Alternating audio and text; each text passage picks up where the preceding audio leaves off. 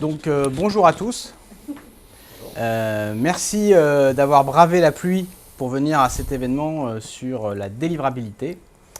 Avant de passer la parole à nos experts, je vais vous présenter Niji en quelques mots, rapidement.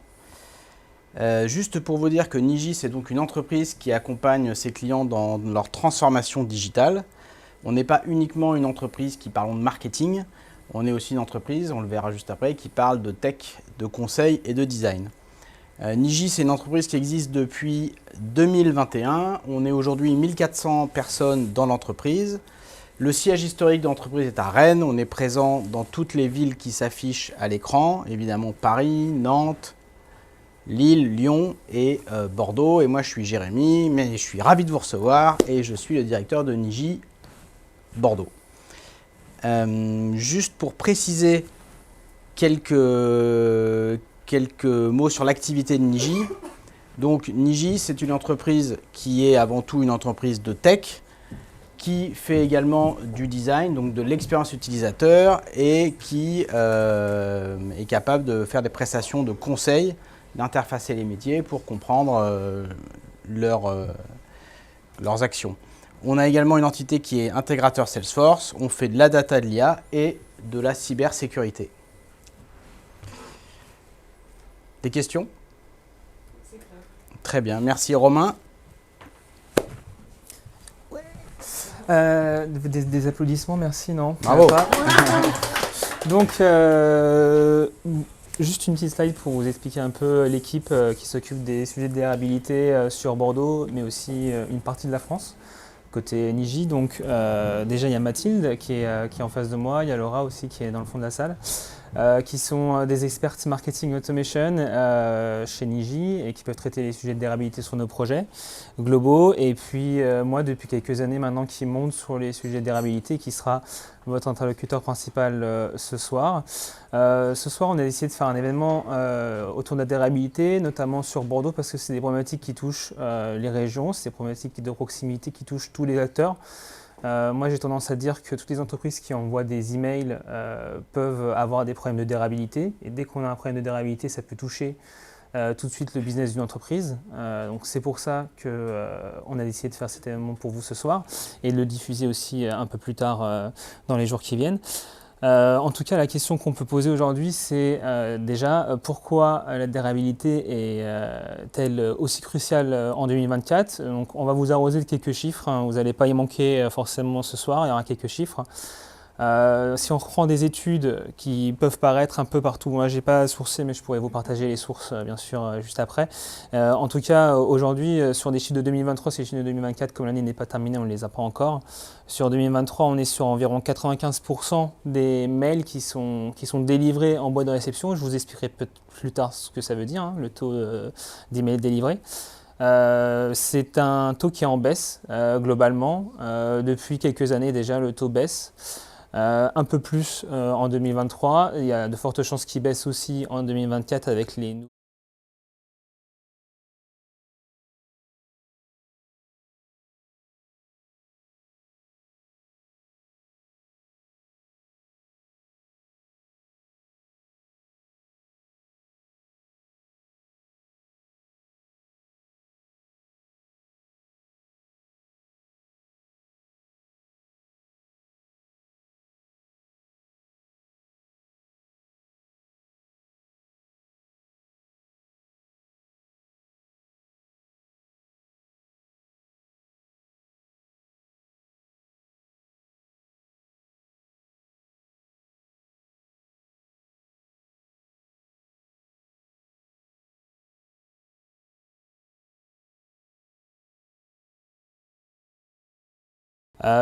Et d'autres chiffres qui sont aussi importants pour montrer l'importance de ce sujet. Il y a environ 32% aujourd'hui des entreprises qui sont dépendantes des emailing pour leur business. Donc si un jour leurs emails se crashent, ces entreprises vont prendre un grand coup en fait sur le visage, hein, pour être poli, et clairement ils vont perdre tout de suite du chiffre d'affaires. Et il y a des entreprises en France avec on va dire l'économie actuelle qui ont les reins de moins en moins solides, hein, donc un petit coup de vent, ça peut vite partir en fait en banqueroute, donc il faut faire attention. Et un autre chiffre aussi, et ça je détaillerai plus tard, c'est le pourcentage de mails qui arrivent et qui sont considérés comme des spams. En tout cas, ce qu'il faut retenir, c'est que si on attaque ce sujet proprement au sein des entreprises, on va faire du business en plus. Et ça, c'est quelque chose que nous, on a vérifié chez des clients chez Niji. Durant cet événement, je vais vous partager certaines, on va dire, ce que j'ai appelé des réalités. Il y en a 8 en tout, et c'est elles qui vont dicter un peu le tempo de l'événement. Si vous avez des questions, bien sûr, n'hésitez pas. Hein. Ce n'est pas un one-man show, loin de là. Hein. On peut faire quelque chose de collectif, ça ne me dérange pas du tout. De toute façon, je vous ferai intervenir à un moment dans la soirée. Première réalité déjà, et j'en ai un petit peu parlé, c'est ne pas confondre délivrabilité et email délivré. Hein. C'est l'erreur que beaucoup de nos clients font, beaucoup de services marketing font. Aujourd'hui, on va dire que la délivrabilité, c'est quelque chose qui est dans toutes les bouches des services marketing, mais en soi, on est vraiment sur quelque chose qui est conceptuel. Là, j'ai essayé de mettre une définition, parce que si vous allez sur Internet, vous verrez aucune définition de ce concept sur on va dire, des dictionnaires classiques français. Hein. Vous allez sur Larousse, le Robert, vous n'allez pas avoir la définition de la délivrabilité, pas du tout. Donc il faut tout le temps essayer de se la construire. Donc moi je parle généralement d'art complexe parce qu'on est sur la capacité d'un email à arriver dans la boîte de réception de la personne. Et tout ceci finalement c'est en évitant les obstacles, essayant d'éviter d'être bloqué par les anti-spam, par les filtres anti-spam qui font vraiment très très bien leur travail, de mieux en mieux aujourd'hui, qui mettent de plus en plus de bûches sur le parcours. Et surtout faire en sorte de concilier des éléments qui sont techniques, l'infrastructure serveur et les échanges entre serveurs et les pratiques marketing. Et ça, on va le voir aussi durant la soirée. Il y a des éléments techniques et des éléments marketing, même si je vais beaucoup axer sur les pratiques marketing qui sont moins rébarbatives et un peu plus intéressantes pour vous. Et vous allez voir que c'est quelque chose qui est très intéressant. L'erreur numéro 1, du coup, c'est de prendre en compte uniquement les emails délivrés. Les emails délivrés, c'est ce que les services marketing regardent, c'est le taux de livraison. C'est ce que servent finalement des outils comme Adobe, comme HubSpot, comme Salesforce Marketing Cloud. C'est un taux classique qu'on voit sur ce type d'outils, de routeurs d'email. Et finalement, prendre en compte que ça, c'est une erreur et je vais vous expliquer pourquoi.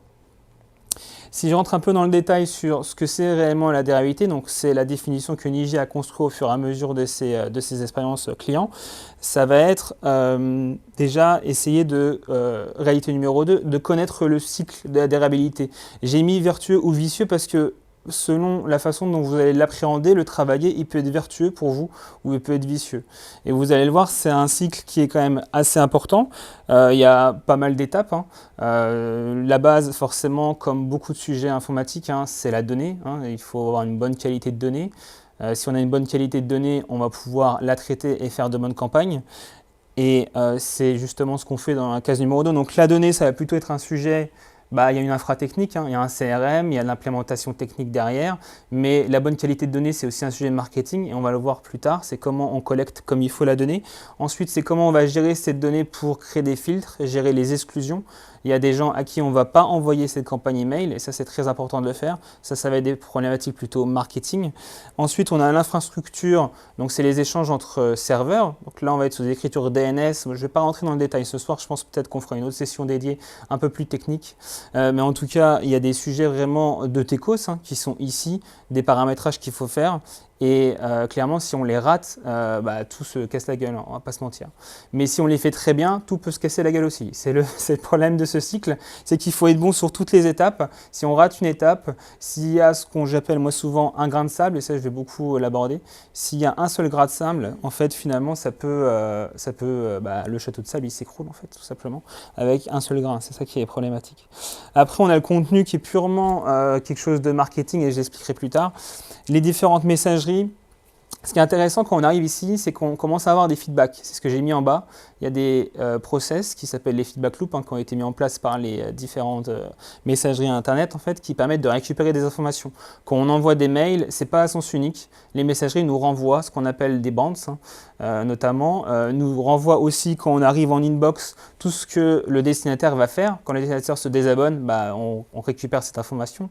Quand il catégorise de lui-même l'email comme un spam, un courrier indésirable, on récupère cette information. Et c'est pour ça qu'il y a des boucles de rétroaction en quelque sorte sur notre cycle qui va nous permettre de nous améliorer, tout simplement. Plus on va recevoir de bounce, plus on va avoir de personnes qui se désabonnent. Ça va être un signal négatif sur nos campagnes, les campagnes qu'on envoie, il va falloir qu'on change de comportement, qu'on change de ciblage, qu'on change de message. Et ça, c'est des éléments qu'il va falloir prendre en compte. Si vous avez des questions là-dessus, parce que là, je commence déjà à m'assécher. Pas de questions, je continue. Troisième réalité, on va être sur, et ça je l'ai déjà dit plusieurs fois, j'ai déjà teasé, la durabilité finalement c'est un enjeu qui est un enjeu marketing et un enjeu IT. Et juste après, je vais vous présenter 4 grains de sable, les grains de sable les plus courants qu'on peut voir finalement sur les sujets de durabilité. Le premier, ça va être une mauvaise qualité de données. Donc celui-ci, je l'ai déjà un peu teasé. Adresses qui sont devenues inactives, obsolètes. On a des adresses en base, mais elles datent d'il y a 3 ans, 4 ans, 5 ans. Un mois, un autre, les adresses, les gens les renouvellent. Hein. On n'a pas tous l'adresse qu'on avait quand on était au lycée. Hein. Des fois, on change d'adresse. Acquisition douteuse de fichiers, ça c'est quelque chose que moi j'ai tendance à dire à mes clients de ne pas faire, de bannir totalement l'achat de fichiers ou l'échange de fichiers, tout simplement parce que quand on récupère des fichiers, on peut avoir des spam traps, on peut avoir des adresses qui sont totalement erronées, hein. Les fichiers, on n'est pas sûr de leur qualité, même si la personne qui nous les vend va nous dire que c'est des fichiers incroyables, clairement c'est rarement le cas, donc il faut faire très attention quand on achète des fichiers.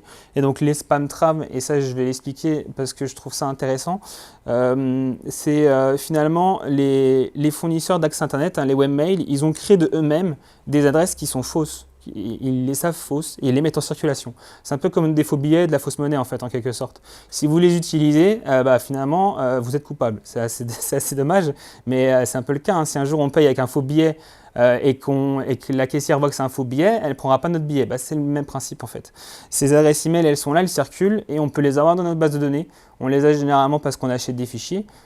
Et finalement, en fait, quand on envoie un mail à un spam trap, on va être blacklisté en fait directement par le FAI. Bon, c'est pas directement, là peut-être que je dramatise, mais on va dire que vaut mieux pas en faire beaucoup des spam traps, sinon ça va être compliqué. Ce qu'on vous conseille, parce que l'idée c'est aussi qu'on vous apporte quelques conseils, hein, quelques recommandations, ça va être de nettoyer régulièrement votre base de données. Essayez de maximiser votre usage et votre respect de la RGPD. On voit pas mal d'entreprises qui ne sont pas encore compliant, notamment sur la partie gestion du consentement. Donc ça, il faut faire très très attention. Et bien sûr, surveiller les bounces, les supprimer. Ça, je vais faire un petit focus là-dessus juste après, sur une petite slide. Mais c'est des adresses qui sont généralement inactives. Ça ne sert à rien de leur envoyer des messages, tout simplement. Sur la partie second grain de sable, là on va être sur une fréquence d'envoi qui est irrégulière ou excessive. Et ça, on l'a tous déjà vu. On reçoit un mail et le lendemain on reçoit un autre mail de la même marque. Et pourquoi faire Est-ce que c'est intrusif? Est-ce que c'est pas intrusif? C'est la perception finalement de la personne qui reçoit ce mail. Hein, c'est elle qui va décider si c'est intrusif ou pas. Mais plus on va envoyer et plus les filtres anti-spam, finalement, ils vont dire non mais stop, toi t'envoies trop, je te spam. Mais ce qui est assez pervers, c'est que finalement, ça va dépendre du contexte, du métier de l'entreprise. Moi, j'ai plusieurs exemples. Hein. J'ai pu travailler avec Ping. En limite de mails par mois, c'était 13. 13 mails par mois, ça peut me sembler, moi, intrusif. Mais il faut croire que eux, c'est comme ça qu'ils arrivaient à optimiser leur taux de désabonnement, leur taux d'ouverture, leur taux de clic, avec 13 mails par mois. Alors que ça paraît énorme. Et il y a des entreprises, elles en envoient 6. Ça va déjà être trop pour elles. Voilà, donc ça c'est un effort qu'il faut faire. Au niveau marketing, il faut benchmarker, échanger et trouver la bonne combinaison. Hein. Il faut tester surtout. Ça, je vais en parler aussi un petit peu après du test. Ensuite, donc les fréquences irrégulières, ça va inonder les boîtes mail de manière excessive, mais il y a aussi l'effet inverse. Hein. Si on envoie des mails, mais de manière pas assez régulière, on peut être considéré aussi comme un spammer, tout simplement parce que on va envoyer des grosses volumétries à des espaces, à des fréquences très espacées en fait. Et ça, c'est un comportement de spammer pour les filtres anti-spam, donc il faut faire attention. Donc ce qu'on vous propose, mais ça je l'ai un peu dit, tester différentes fréquences. De toute façon, on est dans le marketing. Un marketing, c'est un métier de test. Donc du coup, faut tester, faire de l'A/B test tout le temps en permanence. Et puis essayer de lisser vos envois. Donc vous faites un planning sur le mois, vous planifiez vos envois. Il y a des périodes où c'est compliqué, notamment en B2C, en retail, la Saint-Valentin, Noël, etc. Maintenant il y a des fêtes tous les mois, j'ai envie de dire, donc c'est de plus en plus facile de lisser, quoi. Il y a limite qu'au mois d'août où il n'y a pas de fête. Mais il y a encore le 15 août, il faut la transformer en fête. Oui. Ouais, moi j'ai peut-être une question de... c'est quoi vraiment les avantages et l'importance d'utiliser une stratégie d'A/B testing, comme tu l'as dit, pour sa délivrabilité? En fait, là, quand je parlais de tests juste avant, c'était tester notamment différentes fréquences. Et c'est quelque chose qu'on peut faire sur plusieurs mois. On va dire sur un trimestre, on va tester une fréquence où on va envoyer 8 emails en cible par mois. Et sur le trimestre d'après, on va envoyer 11. Et finalement, on va comparer les chiffres. Les KPI des 2 trimestres, bien sûr, il faut fixer nos KPI objectifs. Hein. On veut quoi? On veut que le taux de clic soit optimisé, que le taux d'ouverture soit optimisé, que le désabonnement soit optimisé aussi, mais en baisse, hein, forcément, baisse le plus possible. Voilà. Et on compare les chiffres des 2 trimestres, et ainsi, ça nous permet de définir notre tendance, ce sur quoi notre cible elle est finalement réceptive, c'est cette volumétrie, cette fréquence de message. Donc, quand je parle d'A/B test, on est plutôt sur ce type de test, mais oui, voilà. Troisième grain de sable, un contenu non conforme. Donc là, on va être sur la problématique de cohérence d'expédition. Ça, je vais vous montrer quelques exemples juste après. Des liens brisés. Donc les liens brisés, c'est quand on clique dessus et qu'on a un lien 404. Ça, on l'a déjà tous déjà vu. Hein. Dans un mail, ça maintenant, c'est un red flag tout de suite en fait pour au niveau des FAI. Hein. Ça veut dire que le marketeur n'a pas testé tous les liens dans ses mails. C'est quand même compliqué de cliquer sur tous ces liens d'ailleurs, mais bon, en tout cas, c'est quelque chose qu'il ne faut pas faire. Les pièces jointes, ça devient de plus en plus compliqué quand on n'est pas sur du serviciel transactionnel de mettre des pièces jointes dans un mail. Maintenant, sur du mail promotionnel, ça passe quasiment plus, notamment par rapport à la taille de la pièce jointe, parce qu'autant la taille des images, elle ne joue pas sur l'email, mais la taille de la pièce jointe, elle va jouer. L'absence de personnalisation, hein, si on envoie un mail où il y a juste bonjour, sans le prénom, etc. Enfin, plus on va personnaliser avec les éléments du contact, plus finalement le contenu il sera bien perçu. Et puis, éviter de répéter, de faire des relances abusives. Ça, éviter de faire de la répétition en permanence parce que là, sur le coup, ça devient très très compliqué. Maintenant, les relances, ils les regardent parce que les filtres anti-spam, ils sont capables de capter le corps du message, le texte, à le comprendre. Voilà, c'est des IA. Hein. ChatGPT, tout le monde connaît. Un filtre anti-spam, maintenant, c'est des IA. Hein. Google, ils ont des IA autour de leur algo hein, sur Gmail. Ils le font évoluer plus de 700 fois par an. Donc, ça veut dire que 2 fois par jour, ils font évoluer leur algo qui analyse les mails pour la délivrabilité. C'est juste énorme. Et c'est des algos qui évoluent tout seuls maintenant, parce qu'il doit y avoir de l'IA partout. Quoi.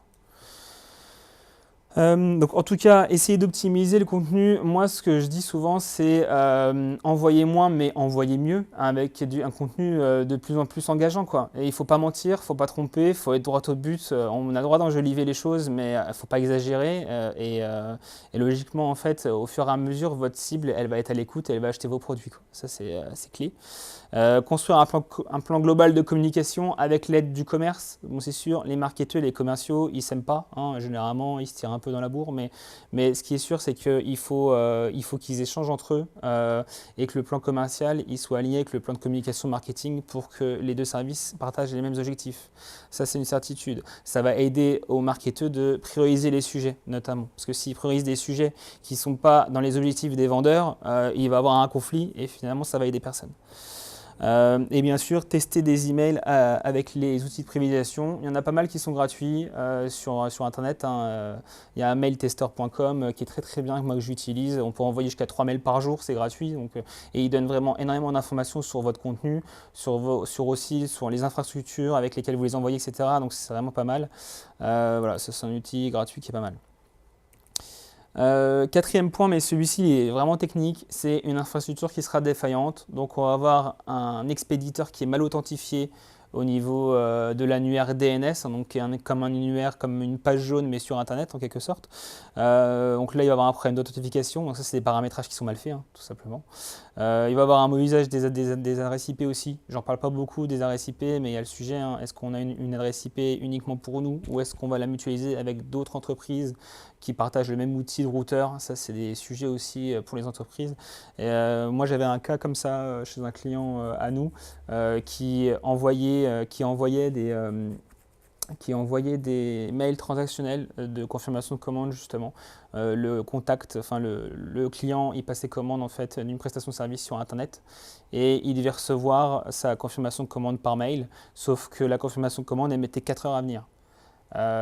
Donc forcément ce que faisait le client, il appelait le service client, donc engorgement du service client, alors que tout marchait, c'est juste que les mails ils étaient bloqués de manière temporaire par le FAI parce qu'il y avait un problème d'IP qui était considéré comme une IP de spam parce que leur IP, il l'a mutualisé avec d'autres entreprises qui avaient des pratiques douteuses. Donc au final, ils ont payé les pots cassés des autres. C'est même pas leur pratique à eux, c'était les pots cassés des autres. Et finalement, nous, on a trouvé le problème en quelques jours.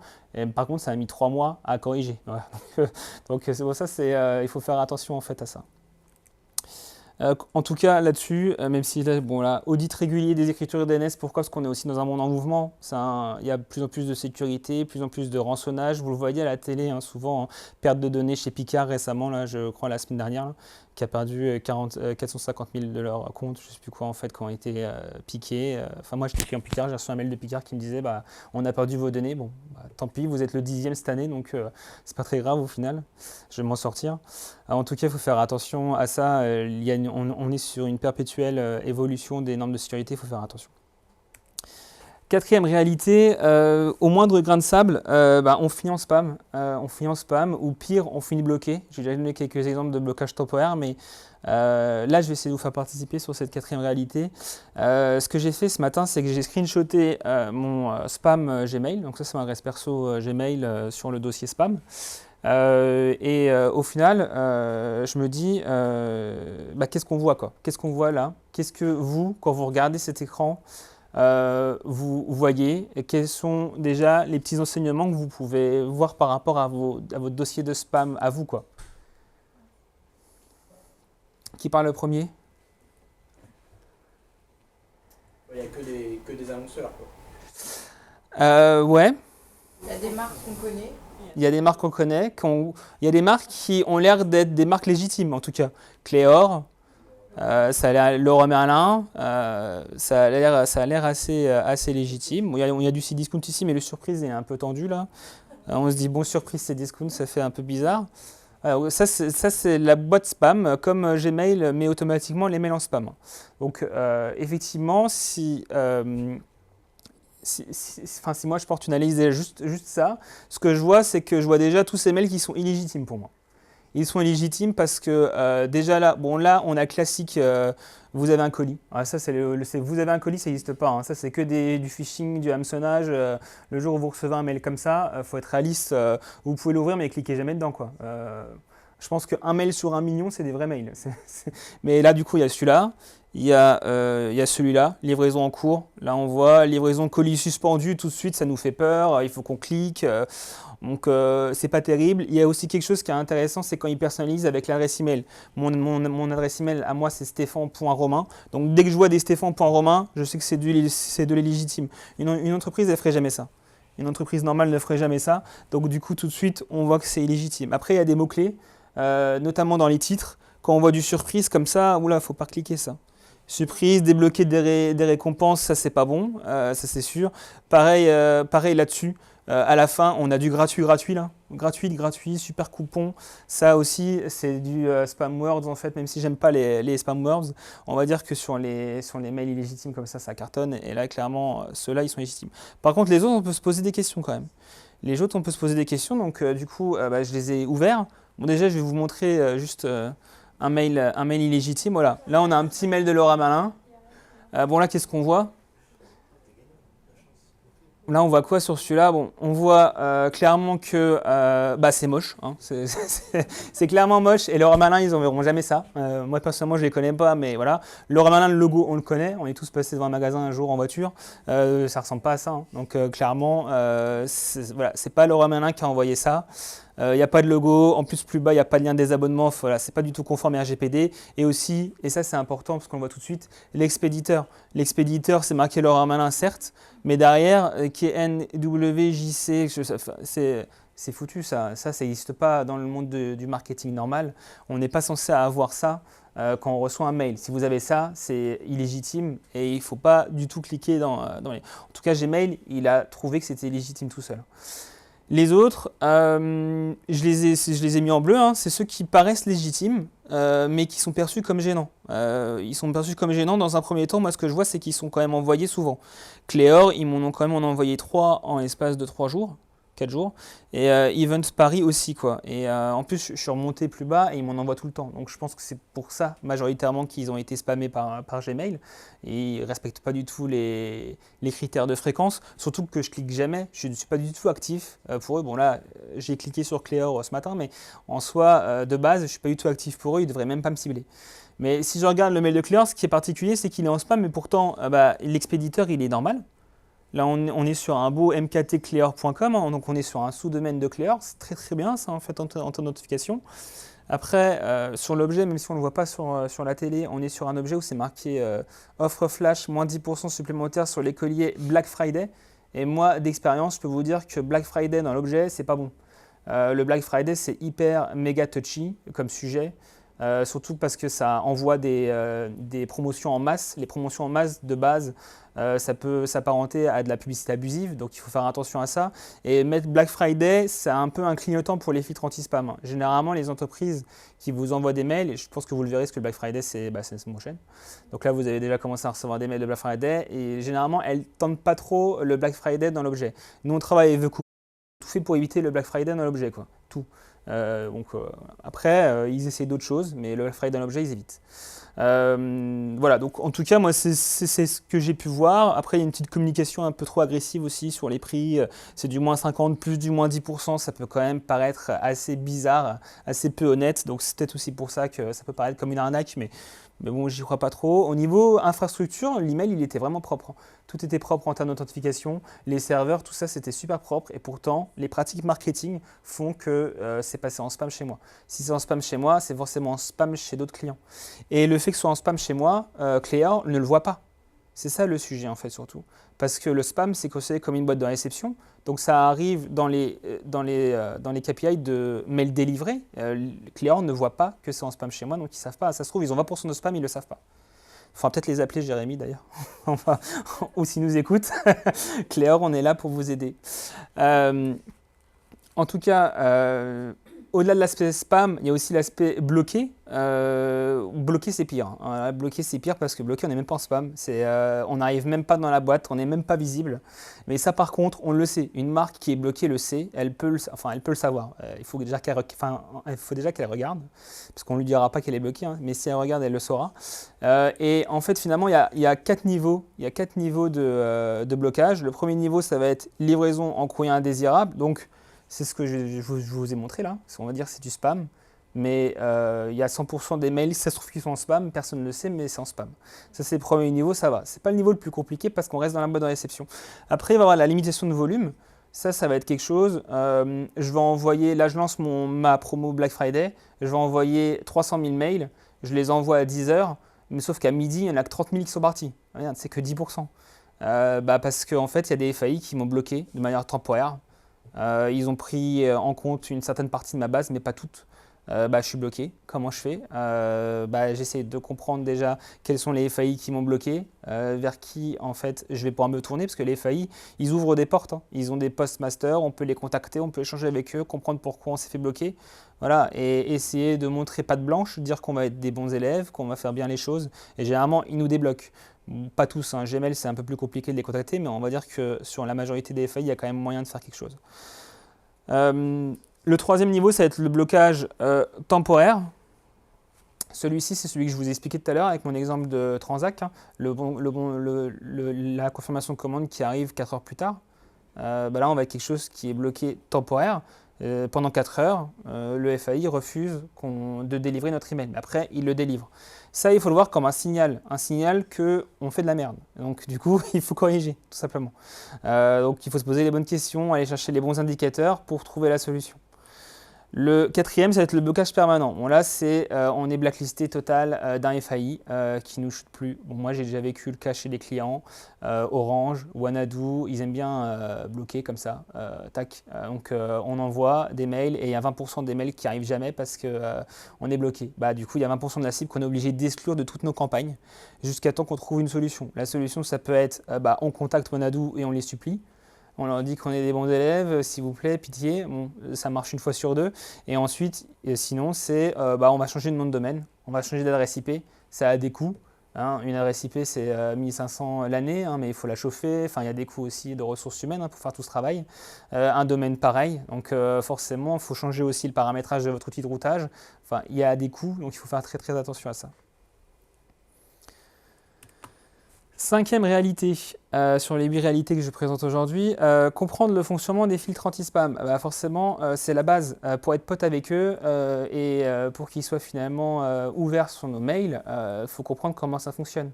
Pour comprendre comment ça fonctionne, il faut déjà regarder l'état de l'art en 2024. En 2024, et ça je vous l'ai déjà dit, il y a une sécurité qui est vraiment augmentée, qui est drivée par Google et par Yahoo, qui sont, on va dire, les leaders des sujets de durabilité dans le monde. Et aujourd'hui, Google et Yahoo, ils imposent aux gens qui envoient des mails en masse de respecter un certain nombre de critères. Déjà, avoir des hauts standards d'authentification. Donc ça veut dire être super raccord, notamment dans la norme des marques, avec un mode rejet complet. Bon là, je parle un peu en chinois pour certains. Mais voilà, en tout cas, c'est complexe. Il faut faire des chauffes de démarque aussi, des fois. Je l'ai déjà fait par le passé. Mais c'est une bonne chose. Et avoir ça, ça va vous protéger contre notamment tous les mails frauduleux sur vos domaines. Il y a énormément d'entreprises, notamment les entreprises assurances, banques, qu'on peut accompagner aujourd'hui, qui ont énormément de tentatives de fraude finalement et pas d'hameçonnage, usurpation d'identité, je cherchais le mot. Énorme, c'est énorme. Il y a des entreprises comme sur lesquelles moi je peux échanger. Il y a environ 4% de leur volume d'email, c'est des usurpations d'identité. Ce n'est pas eux qui les envoient et pourtant leurs clients les reçoivent. Grâce à ça, ça marche plus en fait, ou ça marche moins bien. Google a publié un rapport en septembre justement où ils indiquaient qu'il y a plusieurs centaines de milliards d'emails qui avaient été bloqués grâce à cette modification qu'ils ont fait en fait sur le premier semestre 2024 quoi. Et c'est des emails frauduleux qui ont été bloqués, donc c'est plutôt positif. Ensuite, on a la simplification des processus de désinscription. Qui a déjà été beaucoup augmenté grâce à la RGPD qui est sortie en Europe. Mais là, en plus, maintenant, on doit faire apparaître un bouton sur le header et vous verrez si vous avez un Gmail, quand vous allez sur vos boîtes de réception, vous avez maintenant un bouton se désabonner, vous n'avez même plus besoin d'ouvrir l'email. Vous pouvez déjà vous désabonner sans l'ouvrir. Ça, c'est quelque chose qui n'était pas obligatoire avant et ça l'est maintenant sur Gmail, sur Yahoo et les principaux outils ont été obligés de s'adapter. Et puis le troisième point, qui est l'un des points peut-être les plus compliqués pour les entreprises, c'est d'essayer de maintenir le taux de plainte inférieur à 0,3%. Donc le taux de plainte, c'est quoi? C'est les mises en spam manuelles majoritairement. C'est quand quelqu'un va cliquer sur signaler ou mettre en courrier indésirable. Là, tout de suite, ça va revenir au niveau du routeur. Les entreprises et les marques vont être au courant de ça. Et il faut absolument que ce chiffre soit inférieur à 0,3, sinon Google maintenant il ne laisse plus passer vos mails. Et c'est parfois un peu touchy parce que selon les fréquences d'envoi, les typologies d'envoi, des fois il y a des pics. Moi j'avais accompagné une entreprise justement, ils faisaient des pics parfois à 1% sur certains mois et ils avaient peur que Google les blacklist, même si annuellement ils étaient en dessous du 0,3. Mais après pour ne pas avoir de plainte, c'est simple, il suffit de les traiter. Quand j'ai une plainte, je la récupère et je supprime l'adresse de ma base de données. Comme ça, je ne leur envoie plus de mail. Enfin, un moment ou un autre, c'est du b.a.-ba, mais il y a beaucoup d'entreprises qui n'ont pas de processus automatique pour gérer ça. Et aujourd'hui, c'est clairement quelque chose qu'il faut préconiser. Le problème, c'est qu'il y a des systèmes de remontée de plaintes qui ne sont pas nominatifs en fait. Ça dépend d'outils. Certains webmails FAI ne remontent pas nominativement. Tu parles desquels FAI Dans Gmail, il ne remonte pas l'email en question. Il vous dit qu'il y a une proportion de plaintes, mais il ne vous dit pas que c'est... Dans le postmaster Gmail, tu veux dire? Oui, les plaintes ne sont pas nominatives. Ça va dépendre. Après, il y a certains outils de routeur. Moi, je pense dans Marketing Cloud, on peut récupérer certaines plaintes Gmail. Ça, moi, je l'ai déjà vu. Dans le sens où on voit les plaintes des adresses Gmail qui sont là. Après, sur Adobe, sur Marketo, moi, j'ai déjà fait aussi. Donc après, c'est des gros outils. Peut-être que les petits outils sont moins armés pour pouvoir récupérer les adresses Gmail. Mais après, maintenant, il y a quand même le branchement API vers le Postmaster Gmail. Moi, j'ai un client qui l'a testé récemment. Il m'a dit pouvoir récupérer des informations supplémentaires. Mais c'est quelque chose d'assez récent. Mais on pourra échanger là-dessus si tu veux un peu plus tard. Mais en tout cas, moi, j'ai un client qui l'a fait là au mois d'octobre. Ils ont branché en API leur CRM sur le Postmaster Gmail. Et ils ont pu récupérer des informations supplémentaires. Par rapport au feedback? Oui. Donc, faut voir. Là, je pourrais donner plus d'informations après, là, je ne les ai pas en tête. Ok. Là. Donc ça, c'est pour la sécurité augmentée. Ensuite, donc, on parlait bien connaître les spams. Donc un spam, qu'est-ce que ça fait Qu'est-ce que ça fait un filtre anti-spam Un filtre anti-spam, de base, il va vous bloquer systématiquement tous les emails criminels. Donc c'est ceux que vous ne voyez pas.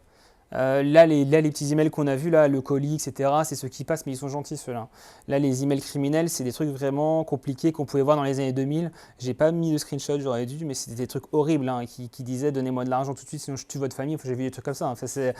Et c'était vraiment parfois très compliqué. En plus, avec l'IA aujourd'hui, je suis sûr qu'ils sont capables de faire une photo où il y a un de vos proches avec un fusil sur la tempe, un truc comme ça. Et il y a des gens qui peuvent tomber dans le piège. Vraiment. Donc il faut faire très attention à ça. Donc ils font ça, donc blocage systématique des emails criminels qu'on ne voit pas, notamment tous les emails pornographiques qu'on ne voit plus du tout aussi. Alors qu'avant, au début des années 2010, on pouvait encore en voir dans nos boîtes, même dans nos boîtes spam, maintenant on ne les voit plus du tout.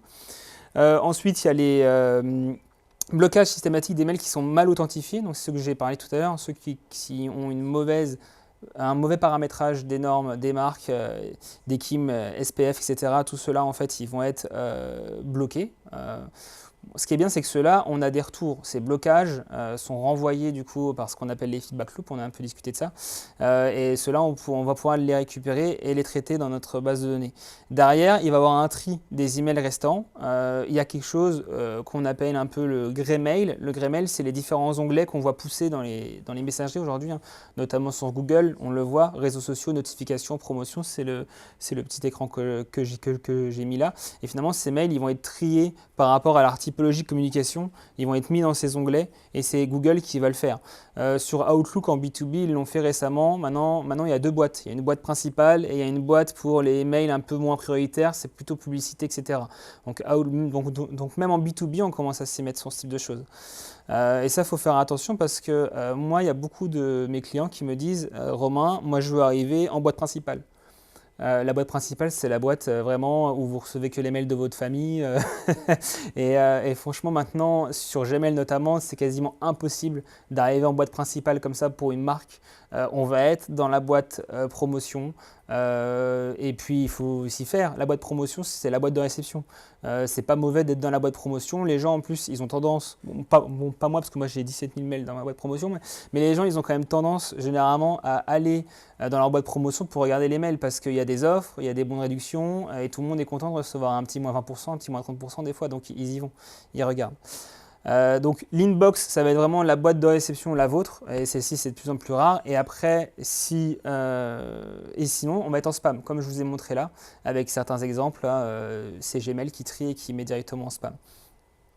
Ce qui est important, c'est que pour spammer, pour faire tout ça, pour faire ce mélange, finalement, les filtres anti-spam, ils vont prendre une notion qui est centrale pour la déréabilité, c'est la notion de perception du destinataire. Cette perception, elle est propre à chaque individu. Chacun ici présent a sa propre perception des mails qu'il reçoit, la fréquence, le ton, est-ce que c'est agressif ou non, est-ce que ça me plaît ou pas, est-ce que j'aime bien l'objet, est-ce que j'aime pas l'objet. Voilà, ça c'est des perceptions finalement.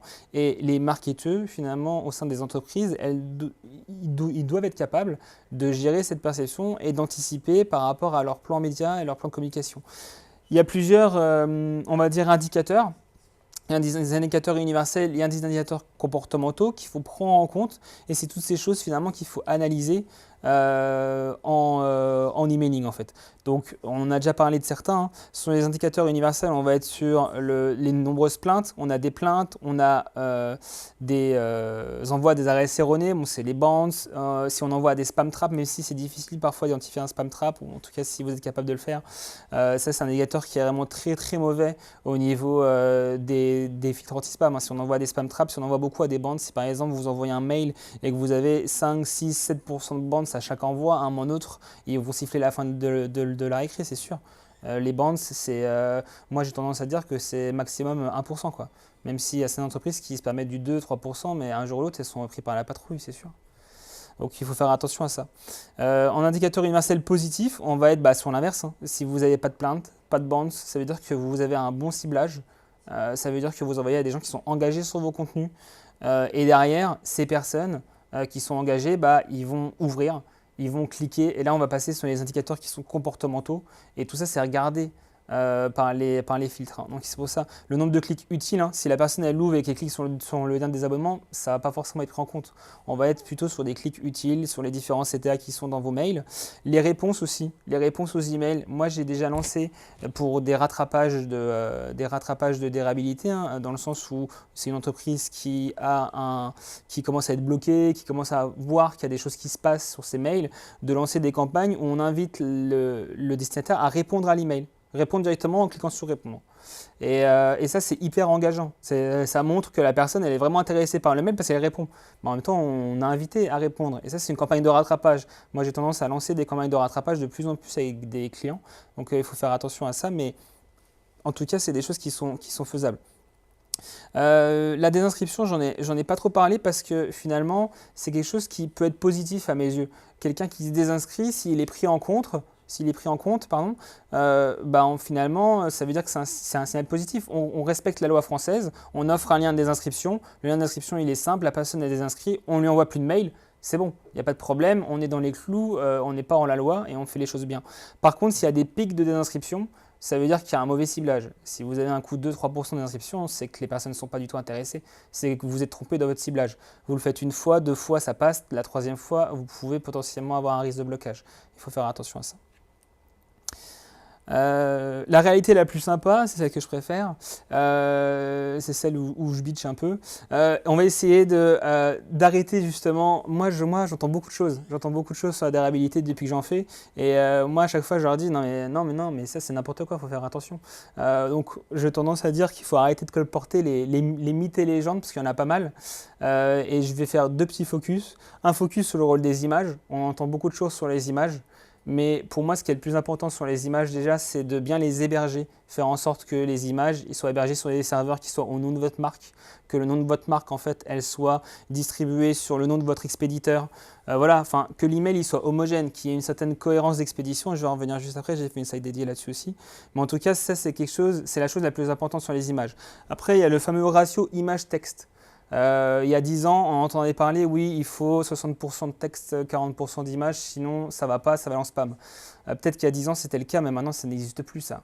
Moi, j'ai vu des mails 100% images, avec 3-4 images à la suite, notamment en retail, et ça marche très bien, parce que c'est envoyé à une population qui est hyper active, hyper engagée, ils cliquent, ils ouvrent, ils achètent.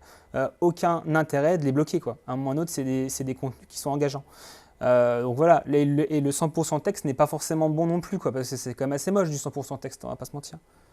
Et les images dans les signatures, ça compte aussi dans ce ratio Les images dans les signatures, oui, ça va se compter.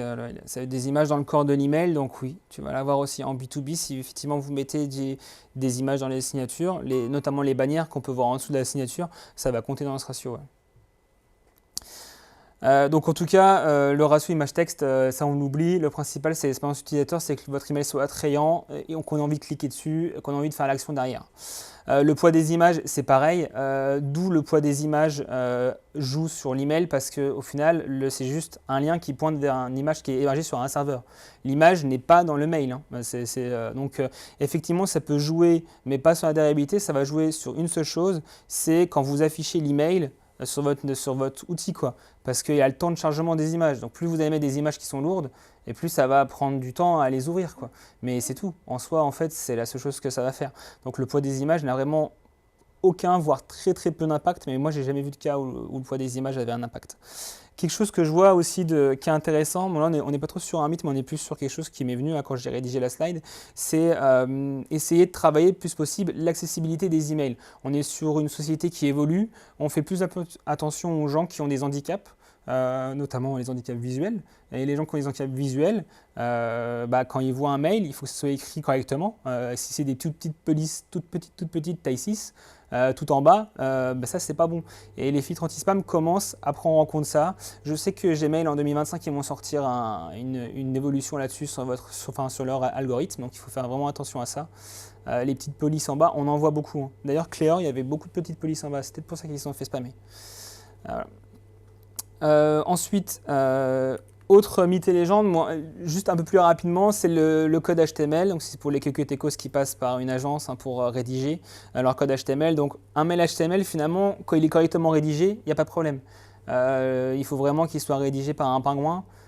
pour que l'email il soit configuré, il soit classé comme spam, quoi. Mais logiquement, il n'y a pas vraiment d'influence directe.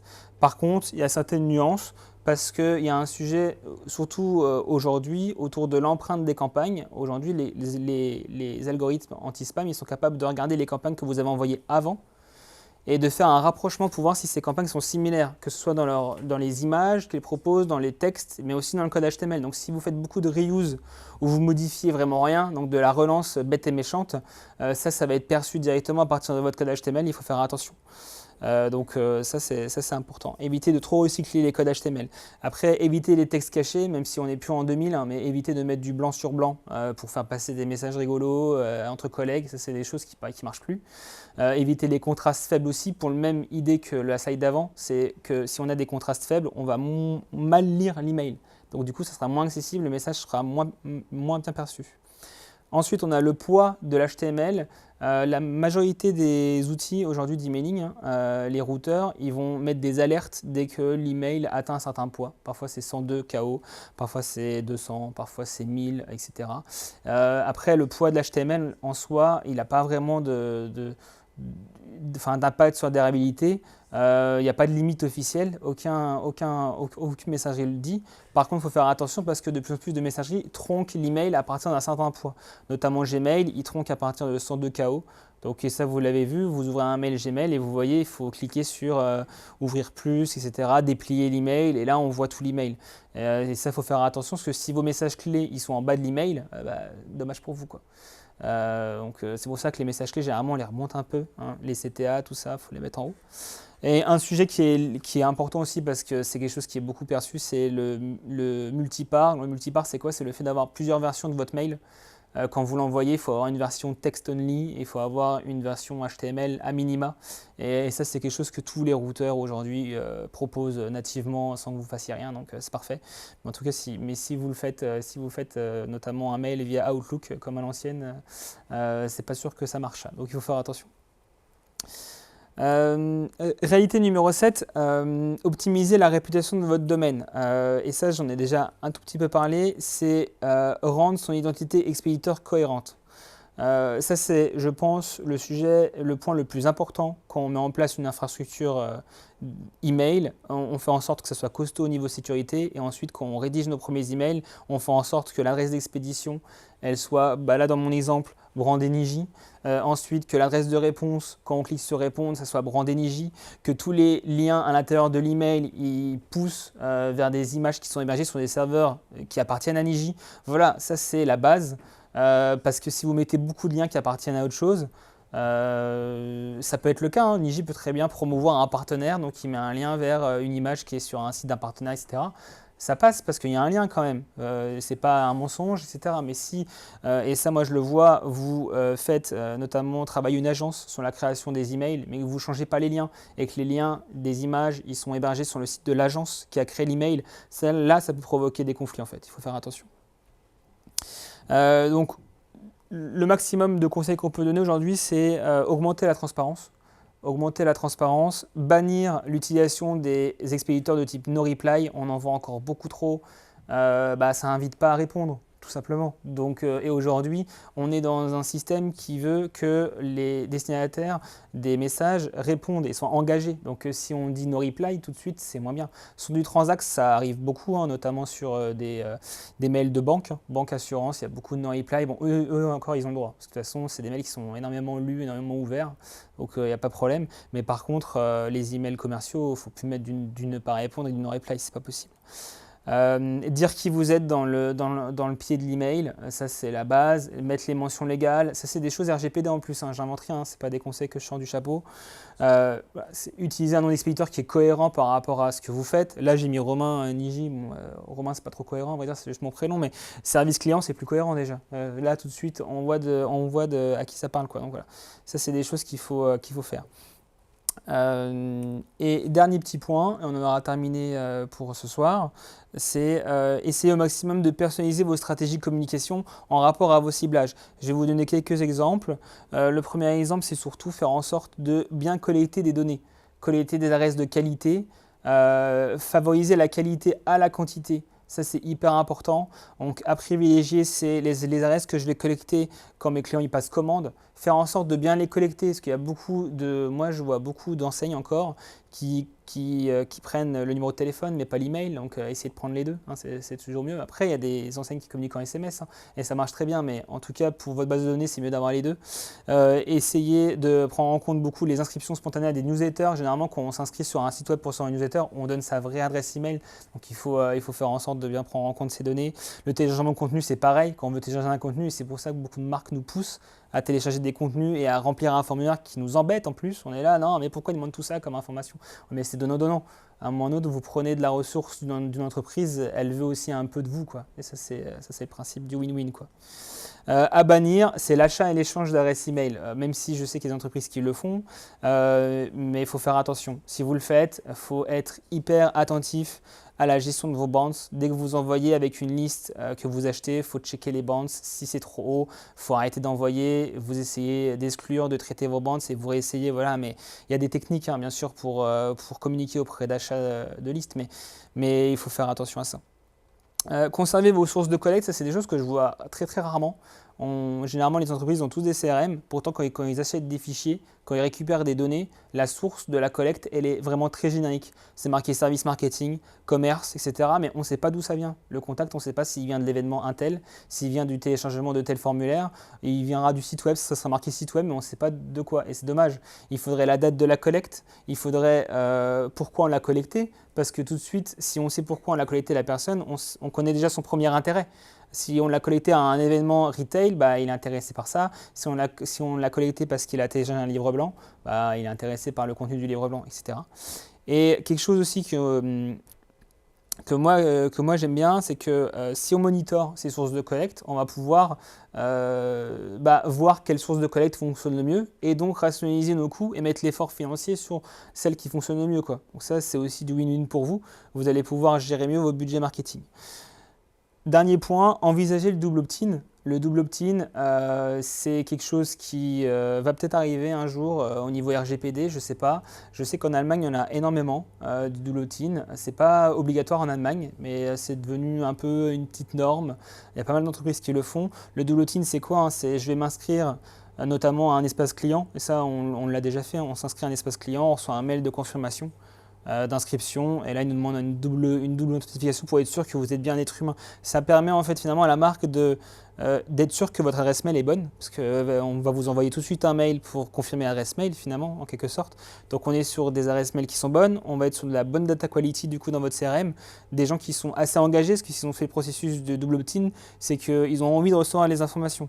Donc les personnes engagées, on a tendance à plus communiquer sur elles parce que c'est elles qui vont faire remonter tous nos taux marketing, hein. Plus je vais communiquer sur des gens engagés, plus mes KPI marketing vont augmenter. Pour pouvoir augmenter ces KPI marketing, pas la peine d'envoyer plus de mails, hein. Il faut en envoyer moins en fait. C'est assez paradoxal, mais moins on va envoyer de mails et mieux vont être les KPI marketing parce qu'on va contacter uniquement des gens qui sont engagés à nos campagnes. Par contre, il y a des risques forcément, c'est le risque d'abandon de ceux qui sont moyennement intéressés, forcément parce qu'eux, ils vont s'inscrire, mais ils ne vont pas avoir l'idée d'aller voir dans leur mail, ou ils vont voir leur mail une semaine plus tard, ils ne vont pas faire tout le processus de double opt-in et on va les perdre. Et c'est un poil plus complexe à mettre en place parce que soit il faut avoir un outil qui le met en place automatiquement, soit il faut le faire un peu à la main, quoi. Et dernier point, et on s'arrêtera là pour ce soir, c'est deux cibles importantes. Et ça j'en ai un peu parlé, c'est la gestion des inactifs, la gestion des bounces. Mécaniquement, quand on gère ces deux cibles, il va forcément avoir un impact sur notre réputation. Et c'est important de les gérer quand même parce que dans beaucoup d'entreprises, si je prends le cas des inactifs, hein, il y a beaucoup de ce qu'on appelle les dormants. C'est des dormants, ils sont là. On les a dans notre base, mais on ne communique jamais trop avec eux. En même temps, ils sont là. Peut-être qu'un jour, ils nous apporteront du business, peut-être pas. Il y a pas mal de stratégies, hein, pour pouvoir communiquer dessus et essayer justement de prendre une petite portion d'inactifs, d'essayer de faire en sorte de les réveiller, hein, parce que c'est du CA dormant en quelque sorte, les inactifs. Et donc ça c'est des éléments qu'il faut travailler.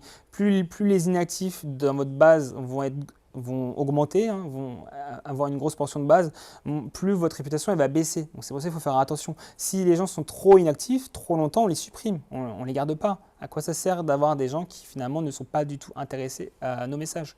À quoi ça sert?